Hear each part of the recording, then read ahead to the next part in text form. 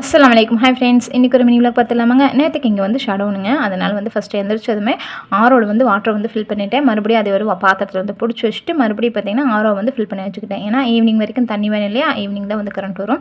அதுக்கப்புறமா மிஷின்லேயும் பார்த்திங்கன்னா துணி போட்டு விட்டாச்சு. நமக்கு எப்படியும் அந்த ஷடவுனுங்கும் போது அவசர அவசரமாக நம்ம வந்து ஆர்வமாக வந்து துவைப்போம். அதுக்கப்புறம் வந்துட்டு சல்மான் வந்து மதர்சாவில் வந்து கூட்டிகிட்டு வந்துடலாம்னு சொல்லிட்டு போயிருந்தேன். அப்படியே வந்து கூட்டிகிட்டு வர வழியில் தங்கச்சி கொண்டு போய் பஸ் ஸ்டாப்பில் வந்து இறக்கி விட்டுட்டு வீட்டுக்கு வந்தாச்சுங்க. 7 மணி தான் ஆகுது. எவ்வளோ வெயில்னு பாருங்களேன். வெயில் பார்த்திங்கன்னா அவ்வளோ பயங்கரமாக கொளுத்து மண்டே புழுக்குதுன்னு சொல்லலாம். அந்த அளவுக்கு வெயில் அடிச்சுட்டு இருந்துச்சு. அதுக்கப்புறமா வீட்டுக்கு வந்ததுமே இவங்க வந்து டீ கேட்டாங்க. அவங்களுக்கு ஒரு டீயை போட்டுட்டு சாப்பாடு ஒரு அடுப்பில் வச்சு விட்டுட்டு எனக்கு வந்து கொஞ்சமாக ராகி மால்ட் வந்து ரெடி பண்ணி நான் வந்து குடிச்சுக்கிட்டேன். பசங்கள் வந்துட்டு எதுவுமே வேணாமா, நாங்கள் வந்து தோசை சாப்பிட்டுக்கிறோன்ட்டாங்க. அதனால் அவங்களுக்கு தோசை ஊற்றி கொடுத்தாச்சு. அதுக்கப்புறம் வந்துட்டு சாப்பாடு ஒரு அடுப்பில், குழம்பு ஒரு அடுப்பில்னு சொல்லிட்டு அதுக்கடையில் வந்து துணி வர மிஷினில் போட்டுட்ருக்குறோமா, அதையுமே வந்து பார்த்துட்டு இருந்தேன். அப்புறம் இவங்களும் பேக்கிங் வந்து போட்டுட்டு இருந்தாங்க. சரி 8:45 ஆச்சு. இனி இதுக்கு மேலே ஒட்டோம்னா ஒட்ட முடியாது. மிஷினில் ஒட்டினா தான் டக்குன்னு வந்து ஒட்ட முடியும். அதனால் ஒட்டிகிட்டு இருந்தேன். 9 மணி ஆனதுமே அப்படியே கரண்ட் ஆஃப் பண்ணி விட்டாங்க.